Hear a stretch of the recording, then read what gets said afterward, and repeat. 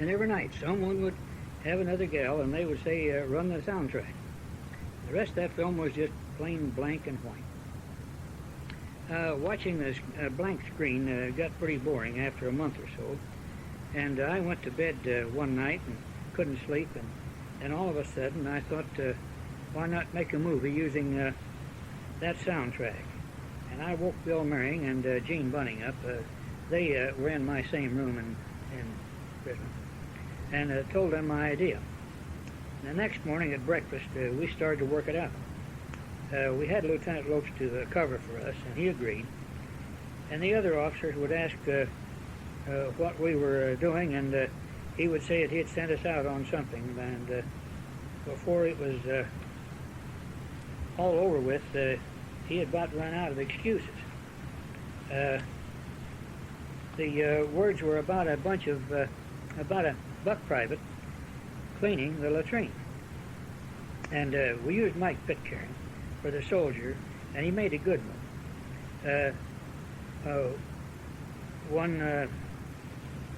There was no dialogue, just music. It opened with a GI lament printed on toilet paper in the toilet, and as you read the toilet was flushed. Incidentally, the toilet's down below the equator, flushed the opposite direction. The water turns the other direction. And that was with sound. And that was the only thing we had, only sound we had used on it outside of music. Mike was dressed to go to town, and the first sergeant shows him where he is on latrine duty. And we needed a tent and a bulletin board, and called Camp Ascot and told him we wanted to take a few scenes for a movie. And they wouldn't let us come for a day. And you never saw such a clean camp, and we only used a few seconds of the camp. We had a lot of fun making it. After we had put it together, we waited, and one night the officers wanted the soundtrack.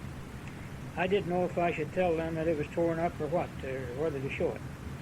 I turned it on, and they began to laugh and holler. And it sure was different from the soundtrack. I also kept my stripes.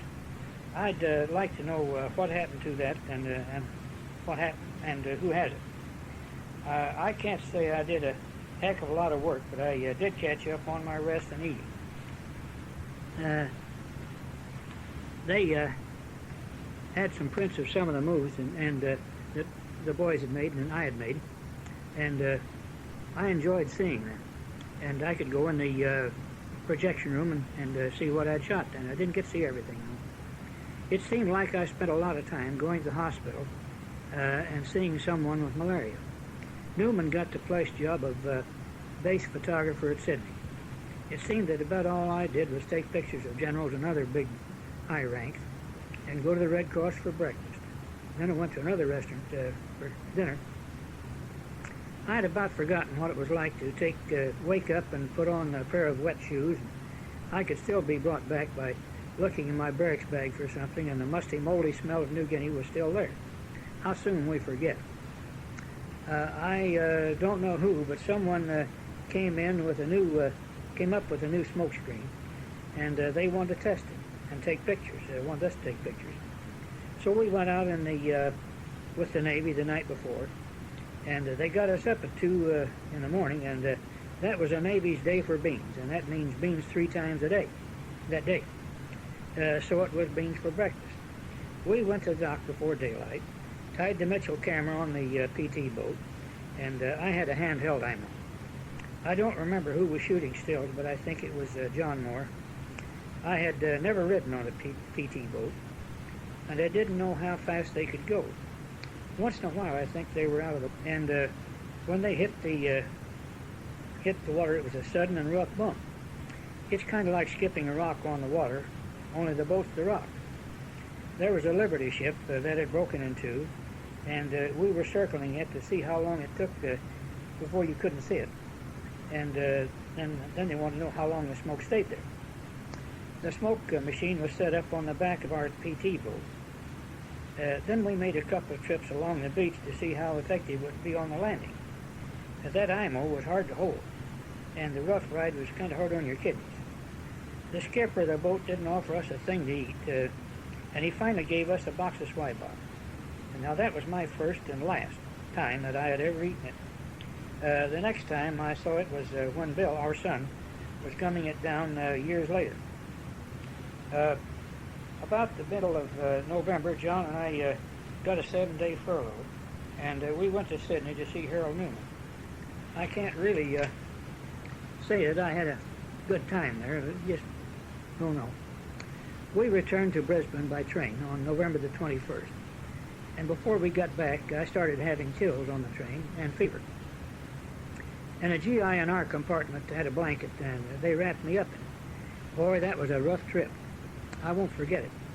The next day, they took me to the 42nd General Hospital, where I had sheets and a pillow and pillowcase.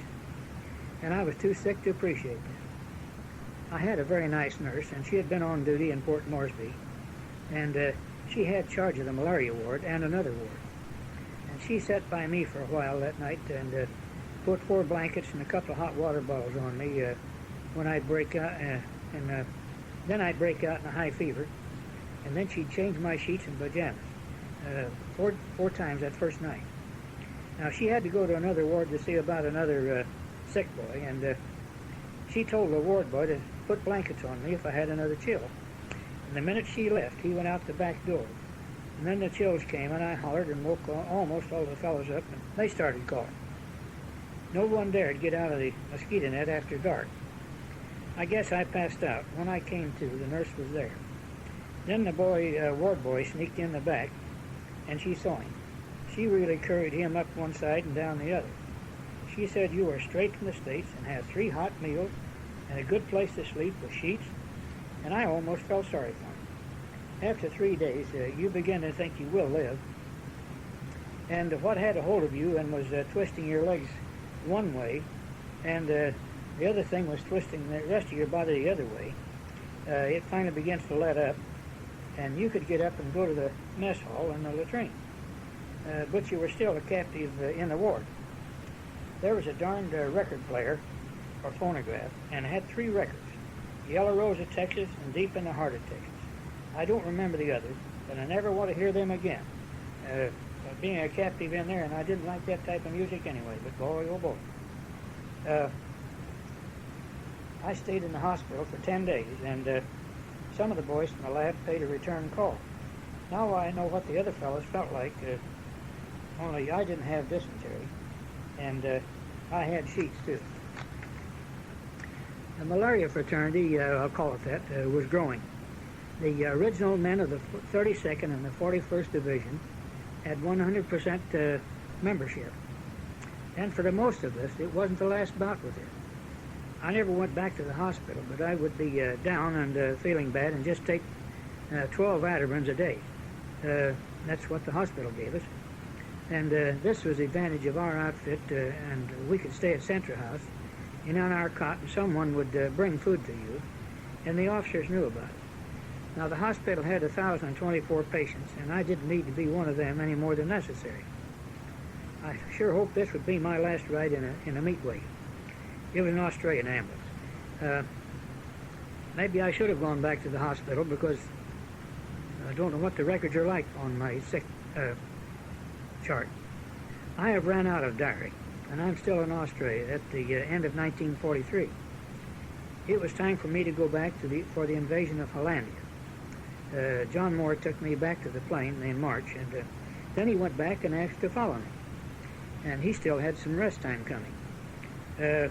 When he got to the lab in Moresby, I had a bad case of chigger bites that had turned into jungle ulcers, and the medics were about to put me in the hospital. I told them about John volunteering to go with me, and I'd come back after the invasion. So they put tar on my legs, up to my knees, and that seemed to do the trick. They wrapped that with gauze then. We had a whole new ball game this time. We had a new lieutenant from Hollywood, Lieutenant Kane, and a Dave Silver. He was a movie man, and he was also from Hollywood. And then we had a Texan by the name of Gowan. He was a still man.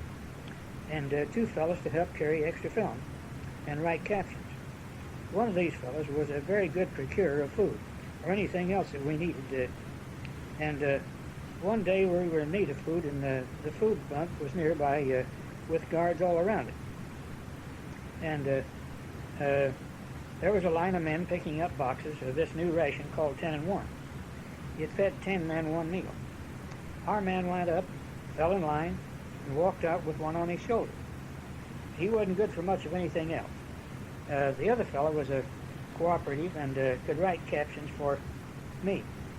Goins had been issued a Rolleiflex that used a 120 size film, roll film, and he had 12 rolls of film in his pocket, and it didn't weigh as much as 12 of the 4x5 film packs that John was carrying. And I had the IMO on about 1,500 feet of film, movie film, and the helper had 2,000 feet of film in 100-foot rolls. Now each roll weighed about a pound or possibly a little more. We were on an Australian troop ship, or Australian ship, sailing along without much noise when an American ship came by and threw a message over. We were all lined up against the rail, and so were the American sailors.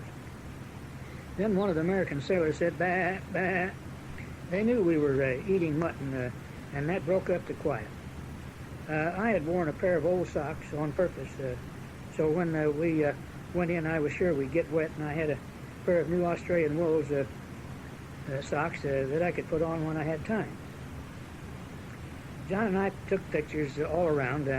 Then they brought in a command car in with a signal corps radio, and the beachmaster came in with it, which was our signal company officer, one of them. And I asked if I could leave my pack there until later. And we went to our right to Pancake Hill, and on the way back we decided to rest. So we sat down at the base of a coconut tree. And there was an island with a few trees on it, about 200 yards away. And we heard a spat just between our heads, and knew it was a sniper. He was from the island. So we rolled over to the side, and knowing that our 45s wouldn't do us any good, so we went back a couple of hundred yards and told a major from the amphibious engineers about it. He looked in the tree and said, "The little bastard is," and gave a couple of readings to the gunners on the Buffalo, and he fired one shot, and the top of the tree came down. So John and I caused a little Jap to fall to his death, and I never was sorry about it. We went on down the beach and didn't get back that night. Shortly after dark, a lone Jap plane came over and dropped one bomb on their own Jap gas dump right in the middle of our area, and set off the darndest explosion I had ever heard. We had been unloading ammunition of all kinds and sizes, plus gasoline. And believe me, the American forces can unload a lot of equipment in a day. Now, just before dark, John and I had spotted a little cave in with a small stream running out of it, and we didn't dig a hole, so we had this place in mind. And when the explosion started, we didn't know what was going on, so we headed for the cave and stayed there for several minutes, astraddle this little stream. Now, the hole was probably only not over 3 foot high, so it was pretty uncomfortable standing there. Then we decided the noise wasn't going to get us, so we crawled back out, and we got under John's poncho, and the concussion from those explosions was moving that poncho all night. Towards morning, we heard hand grenades going off on the hill above us. The next AM, we found out it was some of the, I think it was some of the 24th Division boys. One got out of his hole and turned, and another thought he was a Jap and threw a grenade. And that started something. The next morning, they started bringing the boys down, the wounded. Now I'm going to back up to the middle of the first morning at Calandra. We had Lieutenant Kane with us, and he had kept us on the beach, and we had met no resistance. So John and I wanted to go on, but Lieutenant didn't. So we sat down, and the Signal Company Lieutenant and Beachmaster asked what was the matter, and we told him. And he got a hold of our lieutenant and said to let us go on, go where we wanted to go, that we knew what to do. And I never did get back to that command car or my pack. And after that explosion, it may still be up in the air. I talked to one of the boys that was there for 3 days, and he was still shaking, and he said that if you wanted to light a cigarette, you just held it up when a lighted gas barrel went by. The next day, we were going to move for a landing, make a landing across the Lake Centennial. Lieutenant and I got on top of a duck and was waiting to start when a Jap fired a round of anti-aircraft at us. It exploded at our right quite a little ways. It did get a couple of our fellows, and they were calling for medics anyway. I jumped off and under the duck, and they fired another round, and a piece of shrapnel hit the spare tire that I was sitting on. Lieutenant didn't know what to do. John came over and got under with me, and John said, "Lieutenant, those aren't blanks. That's the real thing." After someone knocked the gun out, John and I got on a Buffalo, and we had to ride on top because it was full of infantry. And we sat over the motor, and it kept getting hotter and hotter. They landed us in the wrong place, and a limb brushed John, and it was full of big white ants that won't let go after they bite. And another fellow helped me get them off of John. Then we backed off and started for another place. And a sniper fired at John and me because we were sitting ducks up on top of that thing. And the machine gunner got him. And that motor kept getting hotter and hotter. We landed at the end of Centennial airstrip. And the squad of men in my Alligator went over the side. And we were about waist deep in water. And we all started down the strip.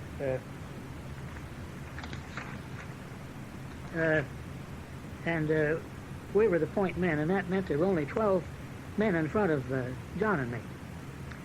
We didn't draw any fire. We found out the next day they got 85 Japs near the runway. As we went down the strip, I saw a GI start a Jap roller, and he came down the strip starting to iron out some of the rough places. Then we crossed over to the Cyclops strip, but I'm not sure it was the next day or not. Anyway, we were both out of film, and 3 C-47s came in and landed, and they were brought in some supplies, and they were taking wounded back. And we were helping to load them, and I was on the foot end of a stretcher, and this fellow had a Jap saber by his side, and he also had a very bloody leg. I wondered if he had traded that leg. It would make a good story. I traded a leg for a saber. Anyway, to go back, John had to take the place of a medic. His plane lost the motor and barely got back to Nadzab. And the other two planes didn't make it at all. Now, we were walking down the edge of an airstrip, and suddenly John said, "Whoa." And I was about to step on a landmine. We marked it and went on. Now, over to our right, I saw a white flag waving out of the mouth of a cave. And as we stopped, and an Indian with a turban on came out, followed by about 100 more Indians. One of them could speak a little English, and he said they had been in there for 3 days without food. We took them to G2, and they opened some 10-1 rations, and they dived in, and then one started to read. Then he yelled something, and they all quit eating. They were Hindus and weren't supposed to eat beef, but they ate everything else in there. And that at last we saw them. I had gotten by without even a toothbrush, and one of the signal company boys that I met had an extra one, and so he gave me this extra one. And we shared John's poncho at night. But I still didn't have any socks. Some of the brass wanted to show how much firepower they had, so they put all tracers on 30 caliber machine gun belts and any other guns that could fire tracers. And the operators had an asbestos glove and everything they fired was tracers. And that evening they set me up on a little raise in a Jap trench. And as soon as I was ready, they opened up, and the thing really lit them up. We started to get some ricochet in right over me, and they stopped and asked if I was okay, and I really was, because the Jap that had occupied that place had just had some clean laundry, and he had a towel and some tube socks. So I probably was one of the first Yanks to wear tube socks, and they fit fine. They were a little thin, though. They were thinner than my Australian socks. When we were living in a Jap grass shack at the end of Cyclops runway, and the reason we got it was to keep our cameras dry. And all of us were talking one night, and a reporter that saw the shack and came over and asked if he could stay with us. We talked for a while, and then he got his typewriter out and started to write. And after a while, I said, we'd better shut up and let George write his story. And he said that when you quit talking, that's the end of my story. His name was George Thomas Folster. We never saw the article. He knew I had lost my pack, and he was going back the next day, so he gave me his. And that included a mess gear, which I hadn't needed because we were eating the sea rations in the 10 and 1. The next day held more surprises. A PBY, that's a plane that lands on land as well as water, came in, and they were to go on a rescue mission, and I was to go along. They were supposed to go up with a flight of planes. Why me? And I didn't like planes anyway. Didn't the Air Corps have their own man? But we got up in the air, and the mission had been called off. So they told the pilot to fly me along the beach and photograph them. They put a mic on me. It was a throat mic, and I was to tell them how far away I wanted to be from the beaches. If they were too far away, he'd cut out sharply and come in again. And when he cut in, that IMO weighed 50 pounds. And then when we got too close, we started to draw a little small arm fire. I ran out of film, and was I glad. I told the pilot and I told the gunner that was using the same blister that I was going to lie down. He thought that was a pretty good idea because I was pretty green.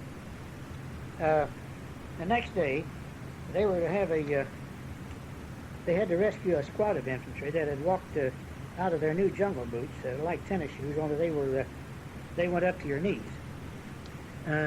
Some were sick, and a couple were slightly wounded, and they were by Lake Centennial. I went along, and we landed on the lake, taxied up and put them on, and went clear to the end of the lake. And as usual, we were overloaded. And it took the entire lake to get into the air.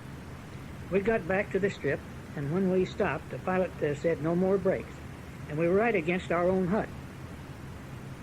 After about 3 weeks of this first trip in Hollandia, we got back to the beach where the signal company was camped, and right behind them in the swampy area, they had brought in a heavy pole-line construction outfit straight from the States. They were all black. They brought their tents and everything back to the area in 6x6s, and that made the mud a little deeper. And they churned it up all day long. Then they had to put their tents up in this mess. John and I was talking to some of our boys in front of the message center, messenger pigeons, coops. Messenger pigeon coops is what it amounted to. And this is the first time I'd ever seen pigeons used. And I don't think they used them, they had them there. And a couple of new fellows came over from this pole line construction, and they asked if there were any Japs in the area.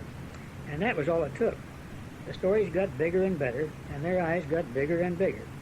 And our guys were good storytellers anyway, these two fellows were. And just as if on cue, a couple of infantry boys brought a Jap through the area right in front of these fellows.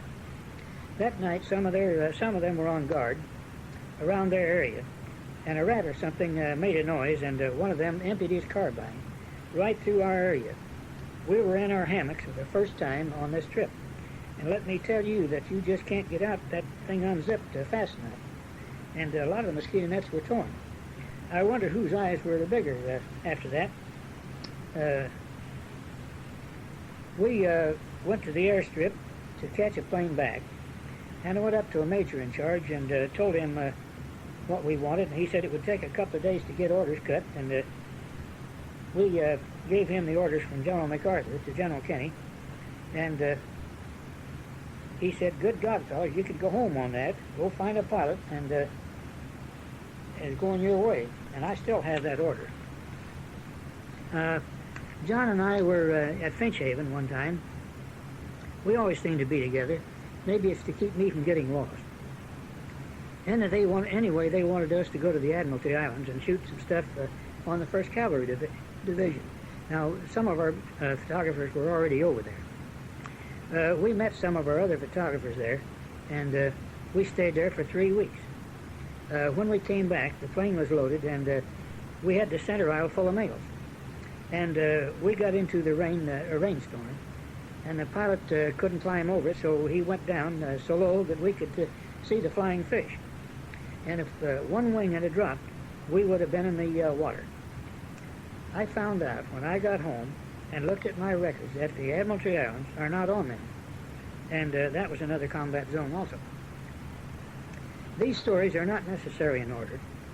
I was in a lot of places, sometimes only staying a short time.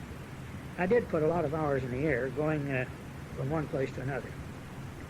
One time, Lieutenant Rooks and I started out to take a picture of a fellow that was good at throwing hand grenades. I don't know the story, but they wanted movies on him. We got on a B-17 and started out, and one motor gave out. We went back down, and they fixed it, and we started again, and another went out.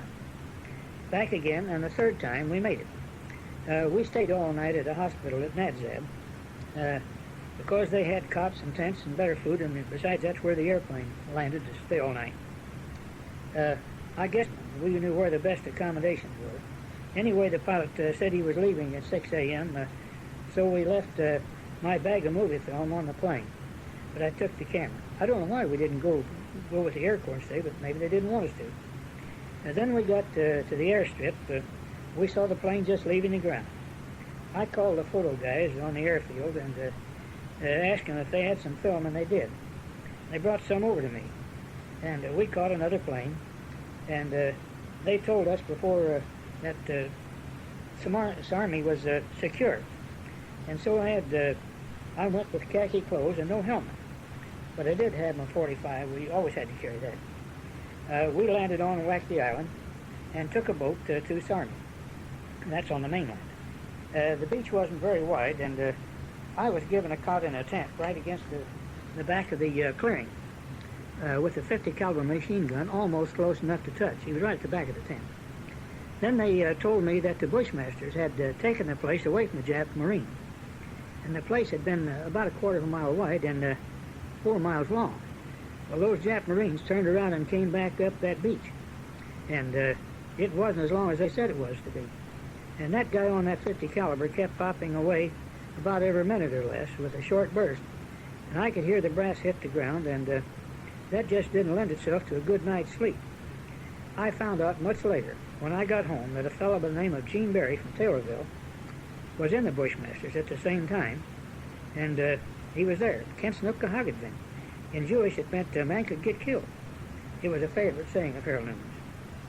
I didn't know Gene at this time, but I still kid him about not having a secure beach when I got there. And at that time, our negatives were identified as 5 degrees south of the equator.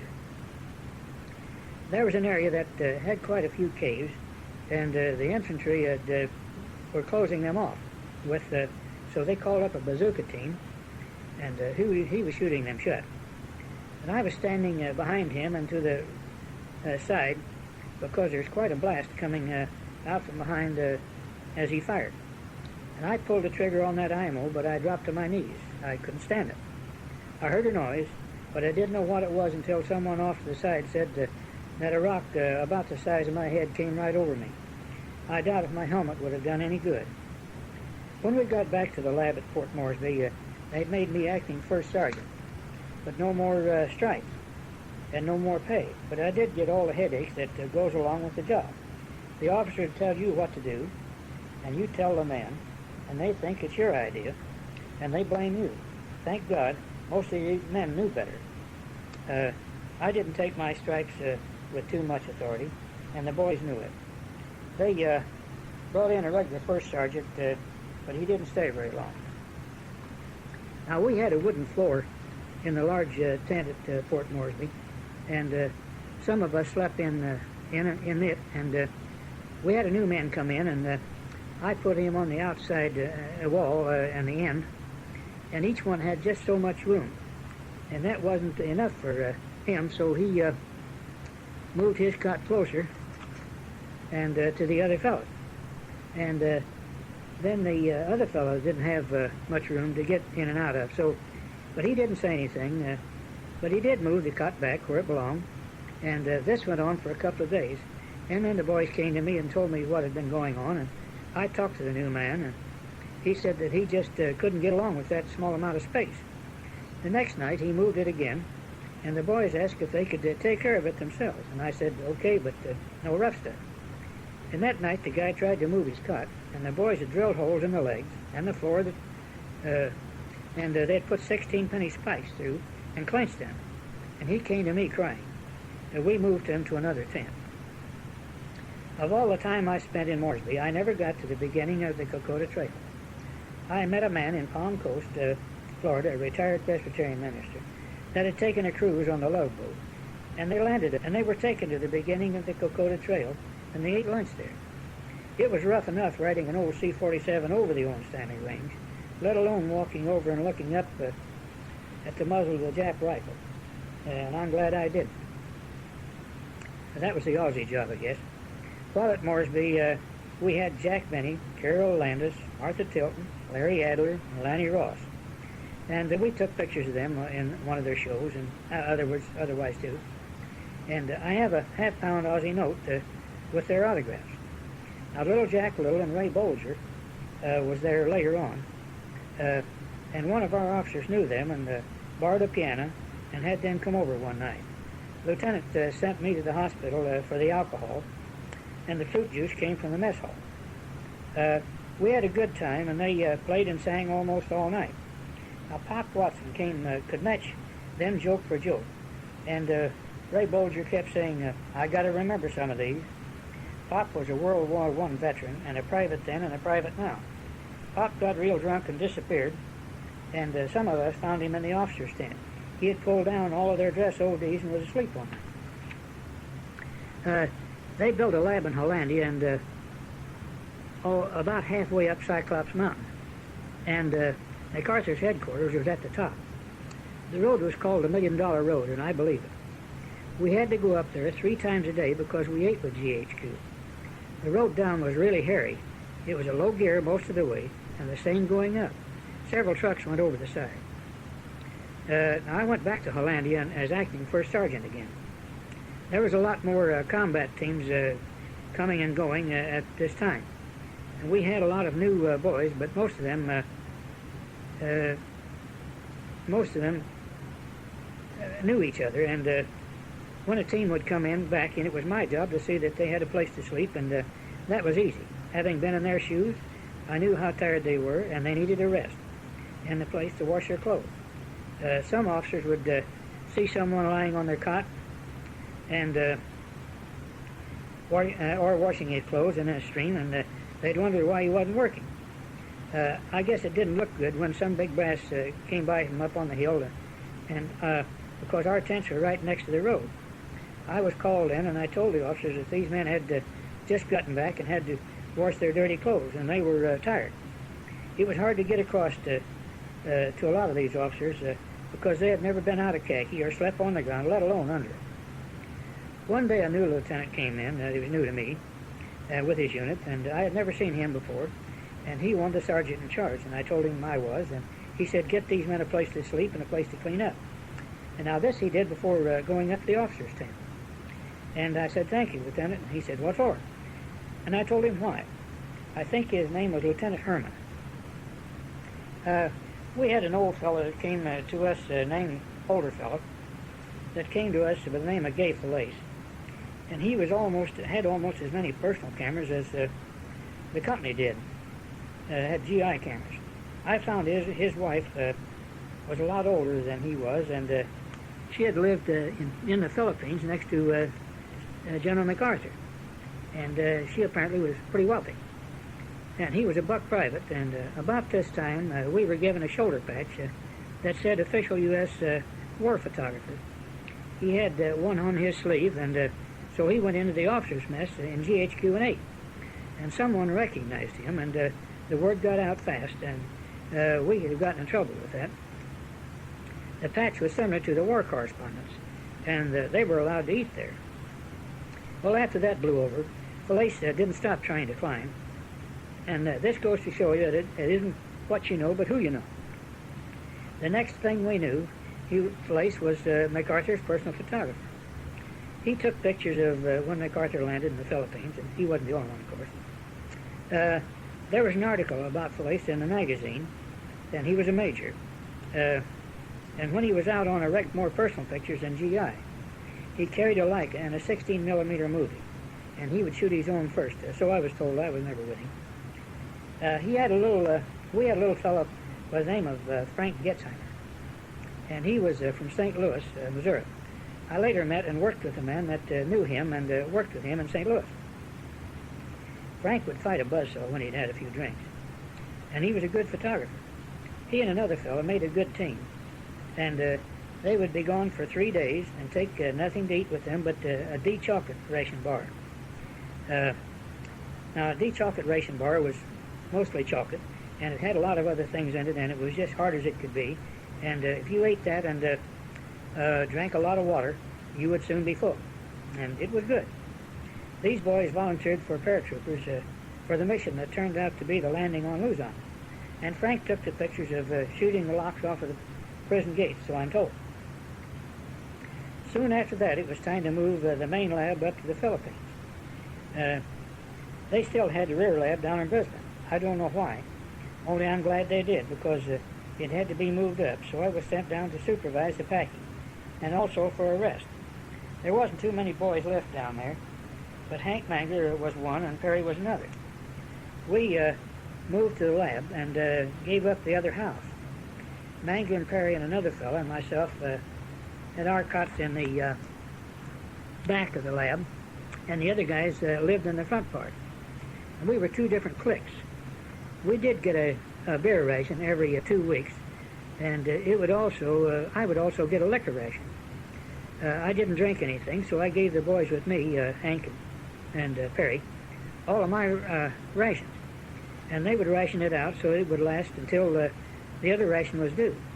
The boys in front would drink their ration up in one night and get drunk, and the next day the rest of us would have to do their jobs.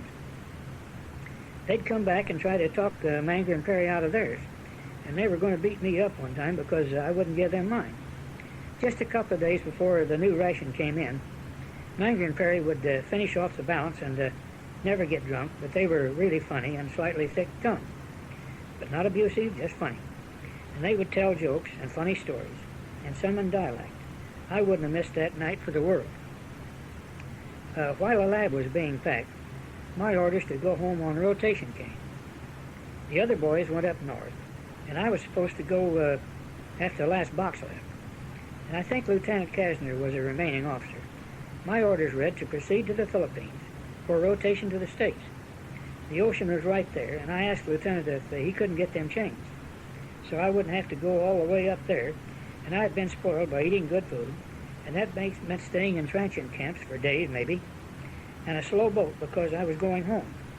Sea rations didn't appeal to me either anymore. All Schrock was on the same order, and when he got back up there, they sent him out on a couple more missions. Newman's slogan came to me again: "Can't snuff the Huggetman. A man could get killed while waiting for a boat." Lieutenant got the orders changed, but I had to go to the transient camp in Camp Ascot for 30 days.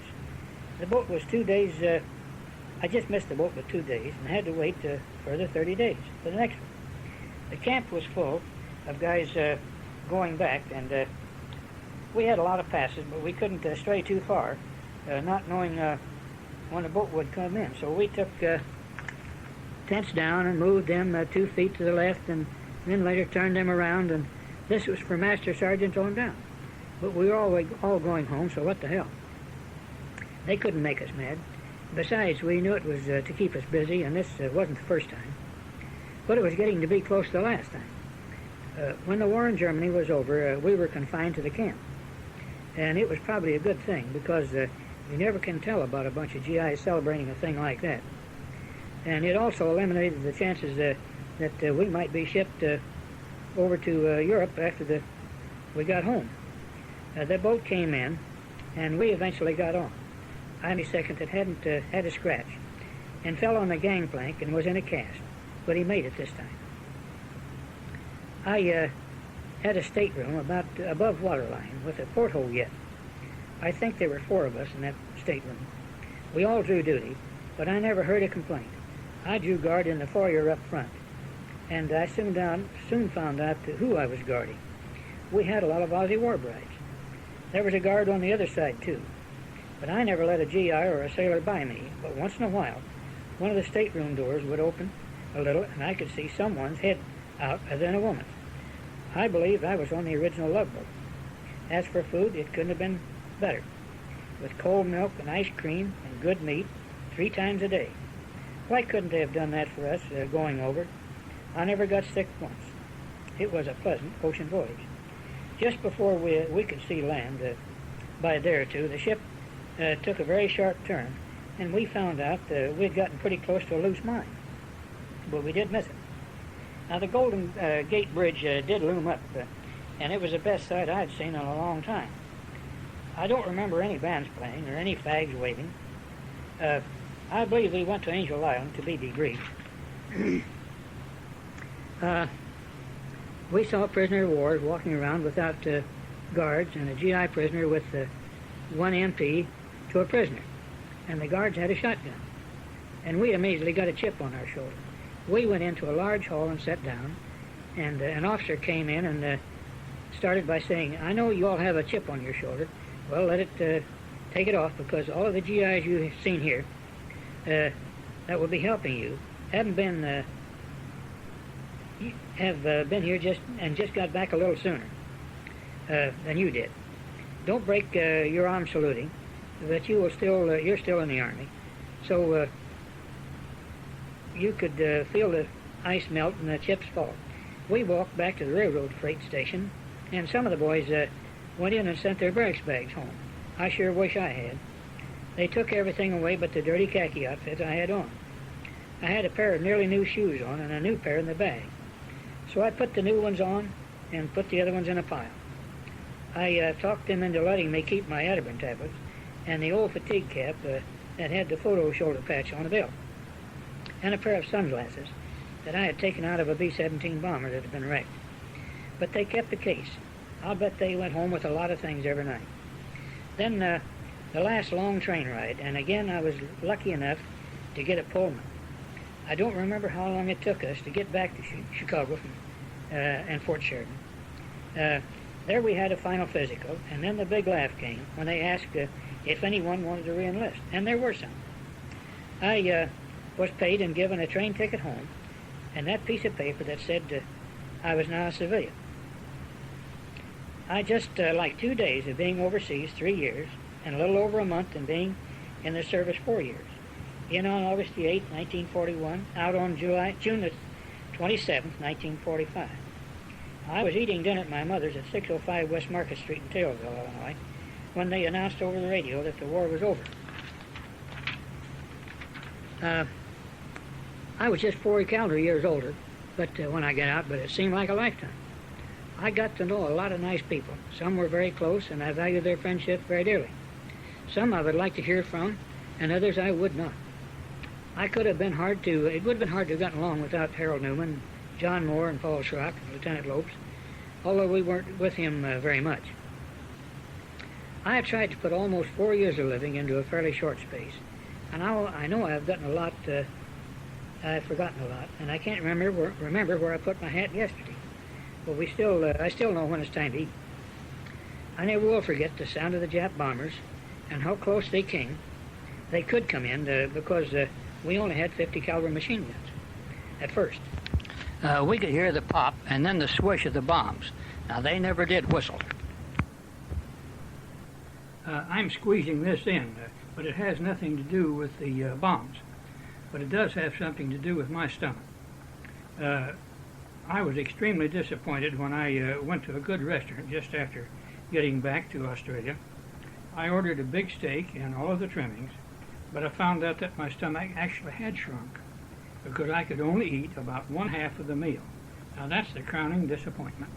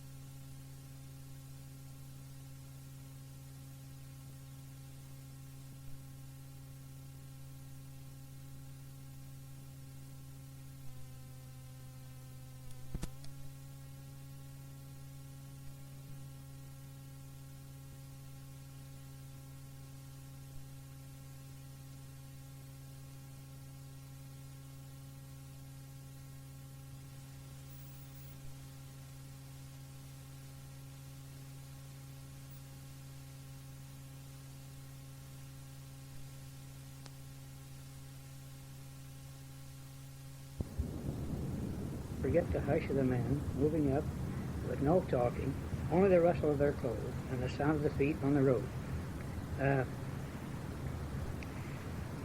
Now I wonder what was going on through all of our minds at that time. You couldn't see or hear the dry throats or sweaty hands, and later on the cry of medics. Those sounds will stick with all of us for the rest of our lives. Also the click of the camera shutter in our shop. Now the photographers, we didn't make history. We just recorded it. I was looking at some pictures of us going up to New Guinea the first time in January of '43, and our sleeping quarters were so crowded that on the floor, three of us would have had that much room in a regular bed, and everyone could not lie down. My place just happened to be on a row of rivets. Now we read of where prisoners in the jails and the pens think they're crowded, and on this ship is where we ate the sea rations out in the rain. And it rained so hard that you couldn't get to the bottom of your mess gear. And you had soup. And there was no place to get under cover. Our equipment was very good. And jungle hammock that when it was put upright, it kept the rain out as well as the mosquitoes. And it had a loose cloth under it to keep the mosquitoes out from biting through from the bottom. And then the mosquito net that zipped up, and when you had to get out of it in a hurry, you couldn't, only by tearing it. Now, we had two flotation bags that you blew up and put under your arms and under your clothes when you waded ashore. I never used them, only for one of them for a pillow. Now, we had 4 rubber-lined food bags that were called rice bags. I never used them for food, but they kept things dry. A matchbox with a compass on one end, and I was issued a regular compass, and a 1-cell flashlight, and I had a regular flashlight, a poncho that could keep you dry, and you could roll up in it and sleep, but you were wet from perspiration or rain, but you would have been cold without it, and it also kept the cameras dry. At Hollandia, we wore holes in our clothes in 3 weeks' time. Another story I forgot to tell. The second or third day at Hollandia, at the side of the airstrip, we heard a couple of Jap rifle shots and then some M1s. And we found out that the snipers had caught a couple, and one of the boys had a brother in the same squad. They decided to take the boys back a few miles to bury them, where they had started another cemetery. And that was easier for Graves registration to keep track of them. So someone got a Jap truck to run, and they put them on the floor, and the guards, including the brothers of the dead boys, and John and I were on the outside. The truck couldn't pull us. Then one of our old weapons carriers came by, and they put us all in that good old olive drab truck and took out without any trouble.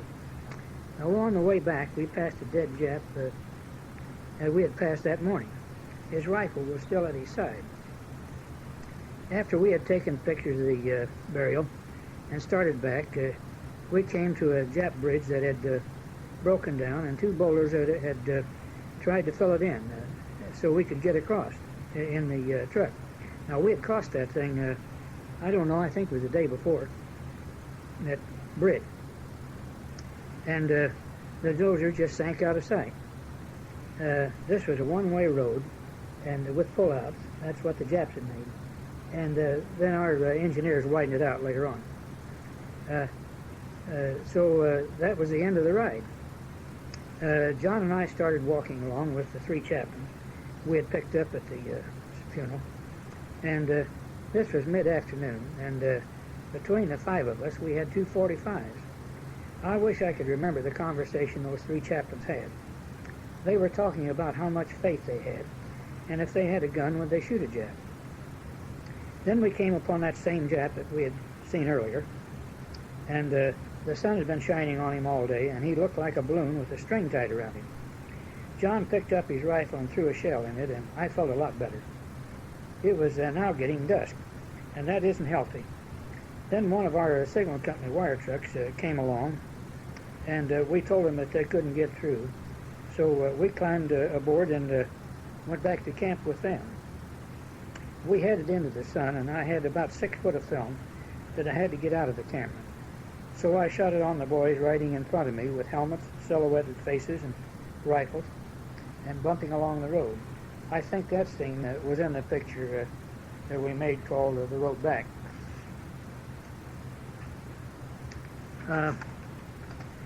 Back on the first day in New Guinea, the first days, our passwords had to have the letter L in it because the Japs could not pronounce the letter L, and the word spelled out so that the one being challenged had to say the letter L. We were camped next to some Aussies, and they wanted to trade tomato juice for some of our rations. Sounded good to us, and when we opened the cans of tomato juice and took a big swallow, somehow it had been sabotaged with kerosene. Our Jeep always ran good, and we bragged about it until one day we were driving along the edge of the airstrip, and we noticed several Jeeps stopped with their hoods up. We didn't go far until ours stopped too. We had just filled a gas tank, and all of us had water in the gas tanks, and the drain plugs were rusted shut. And we had to put our mouth over the cap opening, fill cap openings, and blow the water and the gas out of the hose that went to the carburetor. The gas barrels had to be floated in from the ships, and that might have gotten the water in them. Anyway, the Japs could have put it in at night. Our first experience in the battlefield at San Fernando was when we parked our Jeep on a pile of Jap rifles so it wouldn't sink in the mud. We started walking around and taking pictures, and I came upon a mound of dirt about 5 feet long, and I saw a pair of Jap shoes at one end, and I kicked one of the shoes, and it made a funny noise. A Jap was buried under the dirt, and his shoes were sticking out. A message center took our Jeep one day and ran a telephone wire that they'd laid out on the ground. And the drive shaft wound it up, and it took all day to cut it out, and we put a lot of phones out of service, but they had to cut it out, not us. Now, we were issued World War I Springfield rifles, as I said before, and we found out that we couldn't take pictures and carry the rifles. I put mine against a tree one day and almost lost it. We tried to get 45s through channels, clear down to Brisbane, but no luck. Newman found out that the ordnance major was having a birthday, and Newman went over and took him out in the brush and took pictures of him with his helmet and all on, and Newman told him we wanted some 45s, and when we took the pictures back to him, we had 6 pistols full of cosmoline. It took us all day to clean them out. One full moonlight night, we were issued 2 bandoliers of ammunition and 3 days of rations, and told the Japs were coming in on us by way of parachute, but they didn't. Now, when I first started using IMO, I soon found out that I couldn't leave the loaded roll of film in the camera overnight because it was damp and it stuck together, and the film stuck, and it just sounded like a piece of adhesive tape. Now, at Hollandia, John and I found a Zero in perfect shape, covered up, and at the side of the airstrip. And G2 had asked everyone to watch out for good planes. So we went back to tell them, and while we were gone, a company of infantry moving up found it and cut it up. I wound up with 14 suits of khaki. I had 4 suits to start with because we had to wear clean clothes all the time. And every time I went out on a mission, we wore fatigues. And on our way back, we would get to some supply and want new clothes, clean clothes. And they'd give us khakis because they wanted to keep the fatigues for the front. And we were going back anyway. And when I started home, I was only allowed 2 suits, so I gave the rest of the boys that were staying behind. The rest to the boys that were staying behind. I don't remember if I've ever mentioned the Adamant tablet. They were yellow and bitter. 1 a day, and your skin and eyes turned yellow. When you got malaria, you took 12 a day. We were supposed to take lots of salt tablets. They didn't bother me, but they did make a lot of fellows sick. Now, our first night at Ora Bay was where we learned to put up a jungle hammock. and I was lucky enough to stay dry in spite of a 12-inch rain that washed out the roads and bridges from Morro Bay to Dobadura. This meant we would be walking 18 miles and wading rivers where bridges had been. There was a small flatboat motor that took us across the deepest river. We rested about 10 minutes out of every hour, but by evening the rest got longer. One rest was in a coconut grove, and the Aussie that was in charge of it and the natives had some of the natives climb the trees and knock down some coconuts. The natives took a piece of vine about 5 or 6 feet long and tied it to make a loop. Then they put a foot on each side and pull themselves up by their arms and hands as far as they could, and then they would draw their feet up as far as possible. Then they'd move their arms up again. They could go up a tree pretty fast. The natives gestured that they wanted our machetes, and they proceeded to make about 3 or 4 whacks. The end of the coconut was opened, and they handed them to us. The milk tasted good. Then we learned another lesson. Green coconuts had good milk, and the ripe ones were for eating. And we soon got tired of coconuts. That was another dangerous thing, too, to walk underneath of those coconuts because those fronds would fall down, and they'd come down like they swirled when they came down, and they could really split your head open. Now, I think I saw one, I'll call him a wild Jap. It was dark, and John and Harold and I were on our way from Morro Bay to Dobadura in the Jeep. And we think we saw him cross the road in front of us, but too far away to be sure. My rifle was loaded, but nothing in chamber, and John couldn't stop fast enough. Only once did I try to take a movie with the camera in my hand and a loaded and cocked .45 in the other hand. The camera trigger was placed so that you had to press it with your right thumb, but to hold the camera with your left hand. In other words, it took both hands to take pictures. And when you put the camera viewfinder up to your eye, your helmet was in the way. On this particular section, we were walking through the undergrowth, but there was a path, and it was very heavy undergrowth on both sides. And I didn't want to take a picture of a Jap jumping out to shoot a photographer. So I put the camera in my left hand and my .45 on my right hand until we got through that spot. Then I uncocked the gun, let the hammer down, and put the gun back in my holster. There were many people who considered General MacArthur an arrogant man and a showman, and that he was. But I told him what to do one time. To start with in New Guinea, he took the inexperienced 32nd and 41st Division, which, as I understood, they were to fight a holding action and keep the Japs out of Australia. And they were already in Port Moresby, or almost. Instead, he pushed them back over to the Dakota Trail with the help of some good Australian troops to Boona, Santa Nanda, and then on back up north. I know some people wonder why I don't let go of the war. Well, I have fungus under my fingernail, on my pointing finger of my left hand, and today, of November the 9th of '86, I put that finger in peroxide, and it boiled, and it probably always will, and the nail is very loose. My second trip to New Guinea is still not on my record, and I probably won't ever get it there, although I am trying.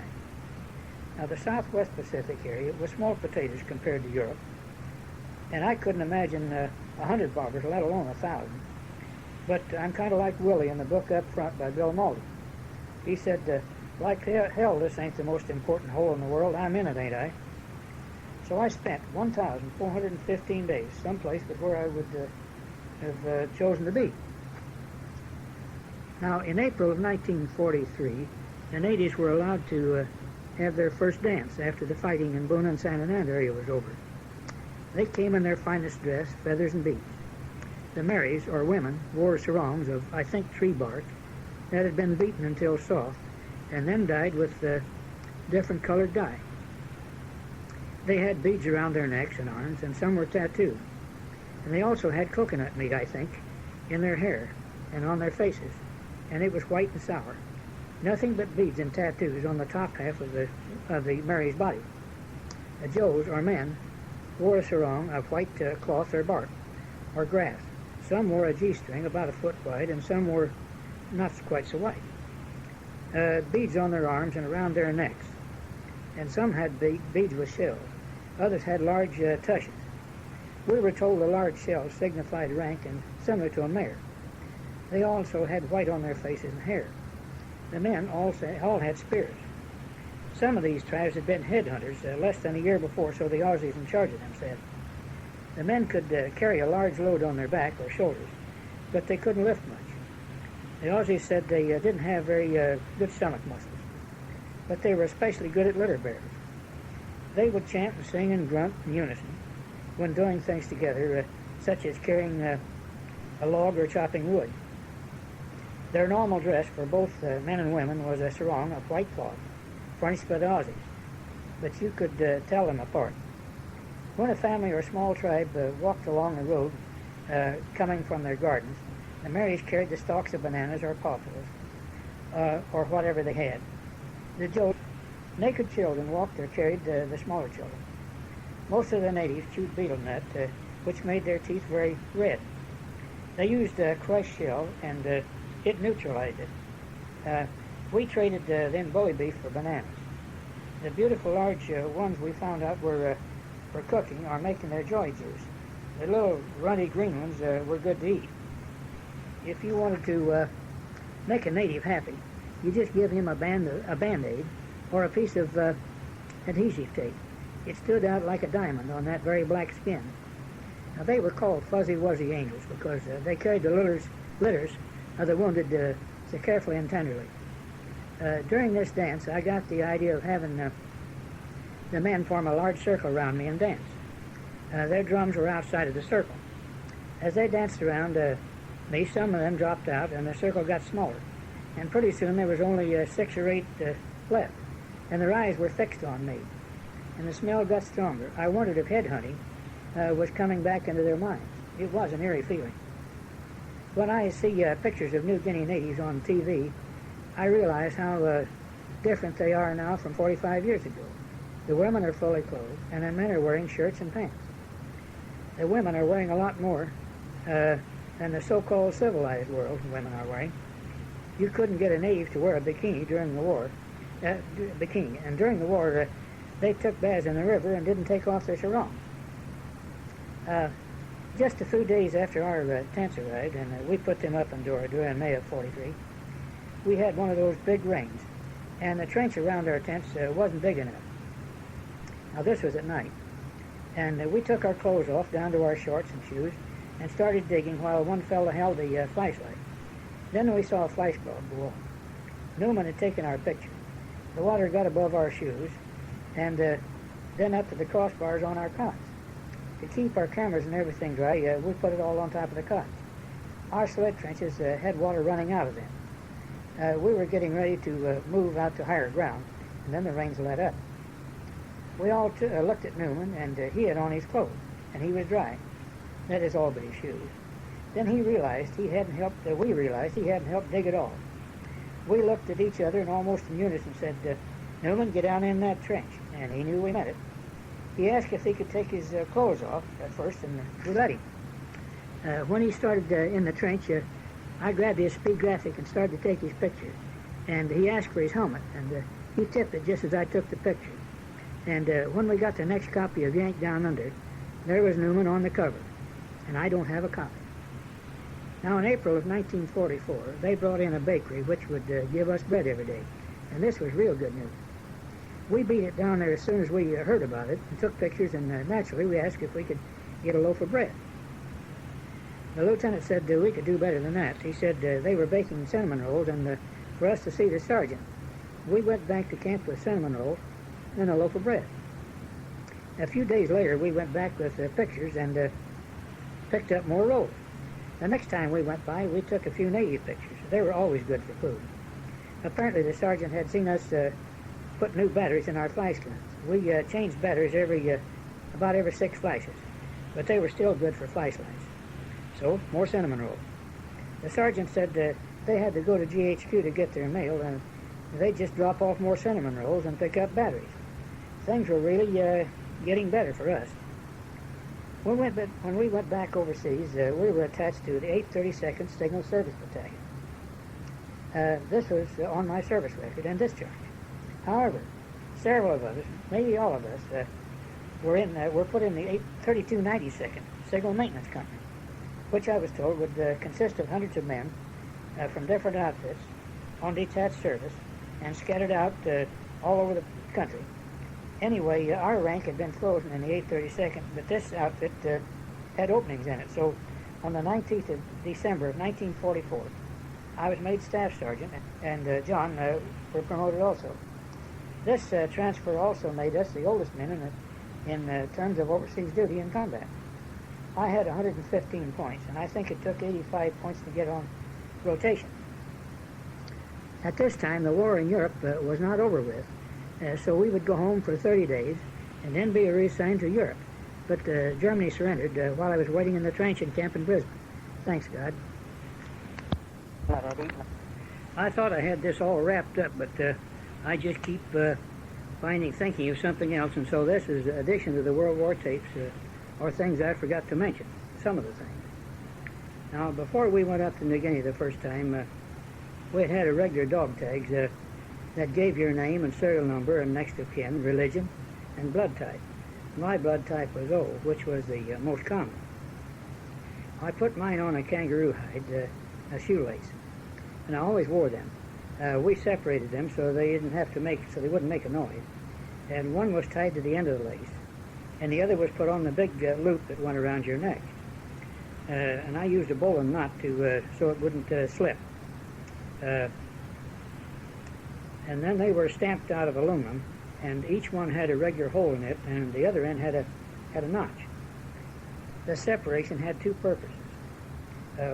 One was the one that was tied to below the other one was for the Gray's registration to cut off and put on the temporary marker.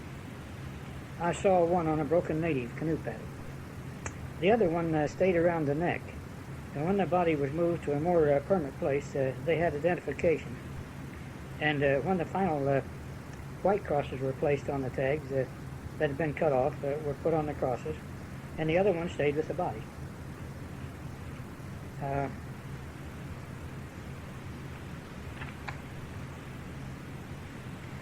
Now, the dog tags, we had new dog tags made while we were still in Australia, and all they had on them was your name, serial number, blood type, and religion. The story goes that the Japs were taking tags off of our boys and writing their parents, or whoever the next of kin was on the dog tag, and telling them they had captured it. And they were using this for propaganda. At least this is the story we got. We were issued the regular gas mask, World War I gas mask. They were the ones with the hoses that went down to the canister, and the Army decided that they would be useless in the brush, so they had them turned in and replaced with the training mask that didn't have the hose. I saw a pile of gas masks, and some had the hoses pulled out, and some hoses were cut into two, and two sections were taken out. The hoses were rubber and were made up of rings so it could be compressed and put into the carrying case. And someone had discovered the rings were just the right size to fit over the dog tags, and that would keep them from clanging together. So we discarded the training mask. We also discarded the training mask because the humidity was so high and the gas would have clung to the ground so long and so far that you couldn't get out of the contaminated area anyway. Now, when we joined the 41st Signal Company, we were camped outside of Rockhampton in a pasture with lots of shade trees. And the water to our shower ran on top of the ground with just one pipe. And if you were the first to take a shower in the evening, the water had been in the pipes and out in the sun all day. It was really hot. But you couldn't add cold water. And if you were in the shower, when the hot water was all used up out of the pipe, you got a very cold shower. They were very low happy mediums, but it was a fresh water system, not salt water. Now, in my 41st Division magazine, there was a fellow that went back over to Australia just not too long ago. and he was able to go out and visit some of the areas where we were camped in Australia, in Round Rock camping. Our tents were pretty close to the road, and I remembered waking up about daylight to the sound of lots of feet on the blacktop. A very large herd of cattle was being driven south by Aussies, and they were afraid the Japs were getting down into Australia, and at this time the Japs were getting closer to Port Moresby. The cattle were pretty thin, and the Aussies had been pushing them. They went by our camp in a fast trot, and I don't know where they found enough grass for them. They went by my tent for over an hour, and back to New Guinea. They gave us 9 cans of sea rations at Ora Bay to get us from Ora Bay to Dobadura, which was 18 miles, as you heard before, and a 1.5 days with me with a full pack. It was heavy and at best, as I can remember. It had the hammock, 1 blanket, 2 sets of underwear, 2 pairs of socks, a carton of cigarettes, mess gear, toilet articles, including a can of tooth powder, not toothpaste. We found out that the tube would break and you really had a mess. I think we also had that suit of camouflage coveralls, which was hot and heavy, and I believe we lived with this for about 6 weeks, and the only thing that was added was the sea rations. Then we were down to the last day, and the planes finally were able to come in because of the storms had cleared. Now, I could have done without that camouflage suit. It really was heavy, and the fact that then we had a machete, an entrenching spade, a rifle, ammunition, belt with ammunition, canteen, a 4x5 speed graphic with film packs, and when I finally got to Dobadura, I was so tired and never had such sore feet before nor since. Now, Newman and Lieutenant Lopes hadn't kept up with John and me, and John decided to go back and help carry their stuff. I couldn't let him go alone, so I went with him. We hadn't gone very far when we spotted them, and boy, were my feet glad. John and I we put up their hammocks and dug their holes, and during the night, the lieutenant turned over and tore his net, and we had to patch it for him. We were green at this kind of living, and looking back, some things could have been fatal. I ate the sea rations out of the end of a... Let's see, I lost my place. I ate the sea rations out of the can, and then stuck the spoon in the sand to clean it off. Then wiping the sand off with my fingers. I learned a day or so later that you can get dysentery because the sand was full of everything from fungus up and down the scale to sick little making microbes, and all bad. I had cleaned my utensils that way when I was in the Scouts, and I didn't know what the rest of the fellows did, but out of the 80 Signal Company guys on this trip, at least half of them came down with dysentery, and the rest of us were barely on our feet, and Golds and Lieutenant were ours down. Most of these fellows came down with dysentery. We were eating sea rations out of rusty cans, and someone had picked out all of the cans of meat and beans and left us with the stew. Cold beans were bad enough, but cold stew for all 3 meals for days was worse. Now we had another can of hardtack and instant coffee with 2 or 3 pieces of the hard candy, and I think there were 3 pieces of hardtack in the other can. And Gold would not eat anything but the hard candy.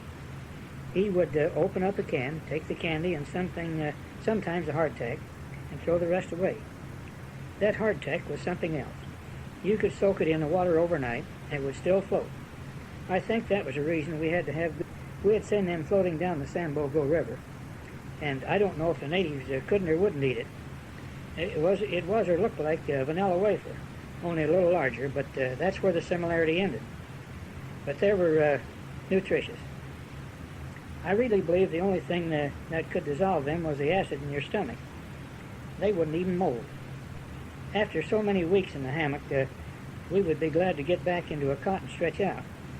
the tents and cots finally came, and we put them up, but we found that the cots were much harder than we had remembered. And they took some getting used to. It also took a few days to master the hammock. We cut 2 sticks to put at each end and keep it from swallowing you up when you got in. And they were spreaders, and then you had a rope that tied from the hammock, hopefully, to 2 sturdy trees. Then you took the other ropes and attached to the middle of the roof and tied it to the same tree, only a couple of feet above the other rope. Then you put 2 more sticks or spreaders on each end in the roof and of the roof, and you had a gabled roof. And it stuck out enough that most of the rain didn't get to you. One night we were putting these up in a swampy area with not too big trees, and some of the guys, 2 of them usually tied to the same tree, and then they'd spread out, and that way you didn't have to have as many trees.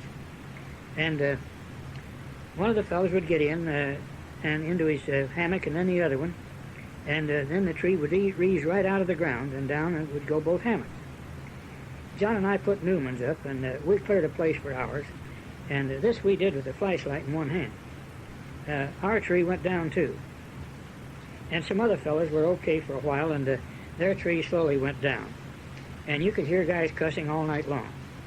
Then we had a very heavy rain, and when they woke us up before daylight, I had put a clean pair of dry Aussie wool socks in the hammock with me that night, and stepped out and down into water that was above my shoe tops. Then I had to put my wet pants on over wet socks, over wet shoes. I didn't think I mentioned that the tighter you could get the hammock ropes, the straighter you could sleep. But if you got it too tight, you could flip over. And do not try to turn over on your side and sleep, because that's hard on your back. I do not have a picture of me in the hammock. It was a good, efficient piece of equipment. Mine kept me dry and free of mosquitoes. If you got them out before zipping yourself in, or if you had a DDT bomb, I wouldn't have wanted to use one in the forward area because it would have been too easy for the Japs to put a knife up through the bottom, and I understand they did. The first night on the beach at Humboldt Bay, or White Beach, of Hollandia, I picked up a mat that a Jap had slept on. It was in his tent. And as I picked it up, a 45 slug fell out. It started to get dark, and John and I dug our holes at right angles on the beach from each other so we could wake each other up when it was time for the other to sleep. I put the mat down in the bottom of my hole, thinking it would keep me out of some of the sand. I put my 45 on top of my stomach to keep it out of the sand, and so I'd have it ready. And then I wouldn't have to hunt for it if I had to have it during the night. I didn't think I'd sleep much, let alone turn over, but I was wrong on both counts. I did sleep, and in fact it was hard to stay awake while John slept. My 45 wound up at my side, so full of sand, I couldn't have fired it. Now a fellow loaned me a brush to get some of the sand off so I could strip it down and finish cleaning it. When John and I headed back to the signal company, we had to cross a lake, and we bummed a ride on a duck. Now I had never been on a duck before, and a duck is a 6x6 truck that looks like a John boat, and it has a propeller on it. Someone was taking a Jap prisoner back, and we were on the tail end of the duck, and when we started up out of the water, the sand was soft, so the driver let the air out of the tires while we were coming up out of the water. Then he put the air back in out on land. I had never seen that. I have a story about the 41st Division MPs. When we went back to Rockhampton, the infantry boys were given passes to go into town and have a few pints, and some overdid it a little. We saw a couple of the happy boys swaggering and rolling down the streets, and then the 41st Division MP Jeep came in and stopped long enough to swoop the fellows up and head down an alley, or a side street, just before the I-Corps MP Jeep came by. I think the good guys got away. I wish I had mentioned more places and things by name, like the Fitzroy River in Rockhampton and the bridge there. Also, there were different rivers and bridges in Brisbane, along with streets. There was always a Queen Street. lots of memorials and Anzac memorials, which were Australian, and New Zealand memorials. Lots of different beaches on the ocean, and everyone went to the beach for their holiday or fortnight. The Aussies loved their tea and the beach. They always stopped for tea, and we thought that was funny. But we just called it a coffee break in the U.S. Now, before we had chlorine tablets to put in your canteen to purify the water, all we had was a vial of chlorine. And it was meant to be broken and put into a Lister bag of water. And I don't know how many gallons that held, maybe 20, 25 gallons. I don't remember how many gallons. In the field, a sergeant was to fill his canteen with water, and break a vial of chlorine in the canteen, then take the canteen cap and pull out of that solution and put it into each GI's canteen. They gave me a vial, and one time we, that is the photo boys, needed water, so we filled our canteens, and I broke the vial and put a few grains in each canteen, and put the rest in the rest of the vial in my cartridge belt, and forgot about it. Several days later, I noticed I had a hole in my web belt, my cartridge belt. The chlorine had eaten a hole through the belt. Now, the first few weeks in Dobor, we took baths in the Sambogo River. We always did that, but this was right to start with, in the evenings. And someone built a platform on the back and mounted a machine gun. We never needed it, and I can tell you this, that if we had been taking a bath and that machine gun would have had to have been fired, that water wouldn't have been fit to take a bath in anyway. I had a book that was given to me after we went up to New Guinea, entitled A Papuan Campaign for Use of Military Personnel Only.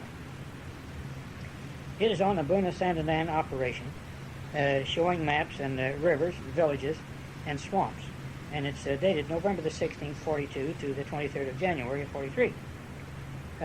Along the coast, we had, from south to north, Ora Bay, Cape Sudeste, Arico, Borio, Cape Endendare, Jerope Plantation, and then there was Jerope Point. Buna Mission, Entrance Creek, came out between Buna and Buna Village, Sawari Village, Tarika, Grua, Sanananda, Sanananda Bay, Y Point, Cape Gillerton, and one I can't remember, Basabua and Gona. Doblur is inland a little ways. Then there is Saputa, Jumboro, Apandeta, Boreal, and Warasota. Now, Warasota was a plantation, coconut plantation. It had been a long time since I visited any of these places, but at one point or another, they meant something to us. We spent several months in this area. The two rivers that I remember are the Sambo and the Grua. Now, there wasn't a single building in this whole area. All there was native huts. Now, my second trip to New Guinea was a different story. The old teams were broken up, and we no longer had our own labs. The teams moved around and covered more miles. It cut down on the personal pictures. Never did take a close-up of the IMO movie, handheld 35mm with a spring-wind motor. It was noisy, and I very seldom used a tripod. Now, I inherited this movie job when Golds was moved to the Signal Company Supply. I had used thousands of feet of film, but I saw very little of what I had shot. I started with the 4x5 speed graphic with an f4 lens and a Weston Master 3 exposure meter, which I also used with the IMO movie camera. It shot at speeds of 24 frames per second, but I'd forgotten how I transposed the figures. But of course, 24 frames a second meant about a 48th of a second, about what the speed amounted to. The graphic had two shutters. The rear one was a cloth shutter and had speeds from 1 second to 1,000 of a second. The other was a between the lens shutter and went from, I think, 1 second to 400th of a second. And it had a rangefinder that if you had, you could focus with if you had enough light to see by. And it had a split image. It could get out of line, and so we had a jeweler screwdriver to set them.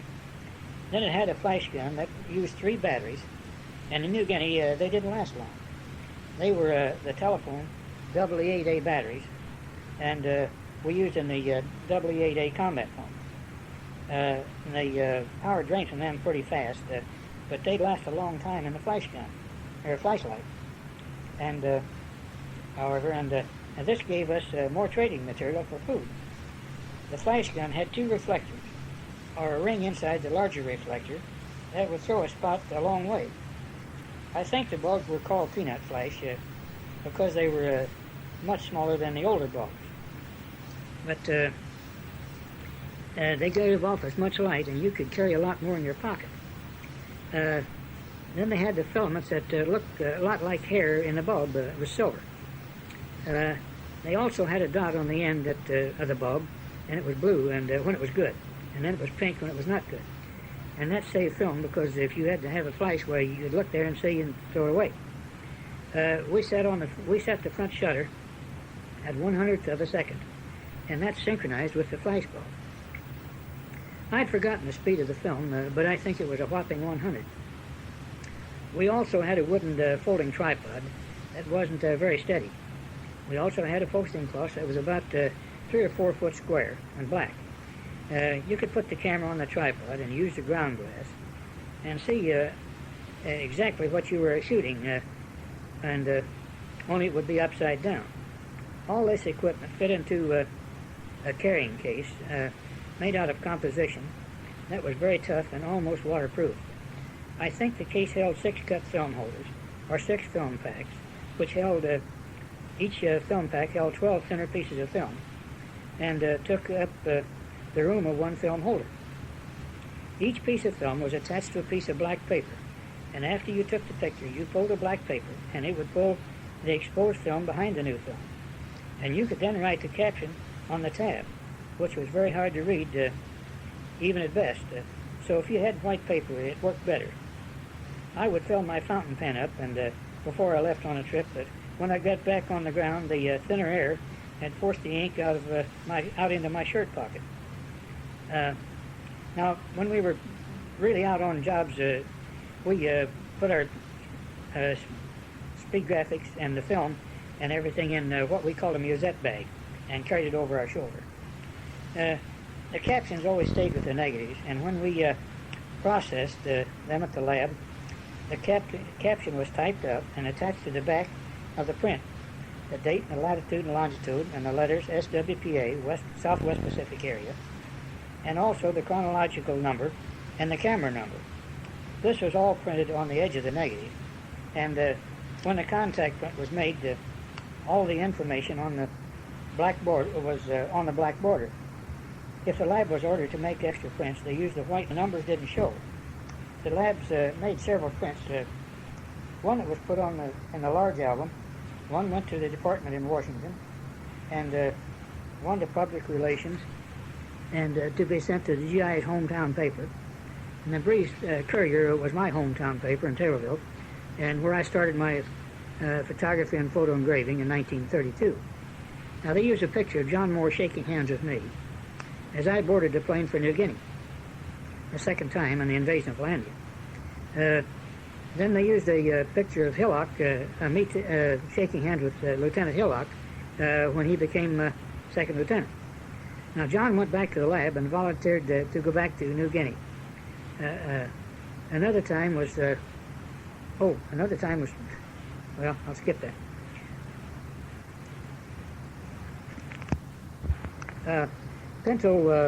Lieutenant Pinto was one of the Pinto brothers that took color photos for the Saturday Evening Post before the war. And this picture of me shaking hands with him, congratulating him, was sent to his newspaper. I do not know how the negatives or prints from the movie cameras were handled. Lots of it was used for newsreels. We also understood they were making a movie, The Road Back, although we never saw it or heard much about it. I did mention before that I had been sent a long way to get a shot of a GI throwing a hand grenade. I saw that shot in Florida on the public broadcasting station in July of 1987 on TV. As I had mentioned before, the signal company cooks did their best, and when they finally got their field stoves, they burned gasoline under pressure. We had hot stew and regular coffee. Towards the end.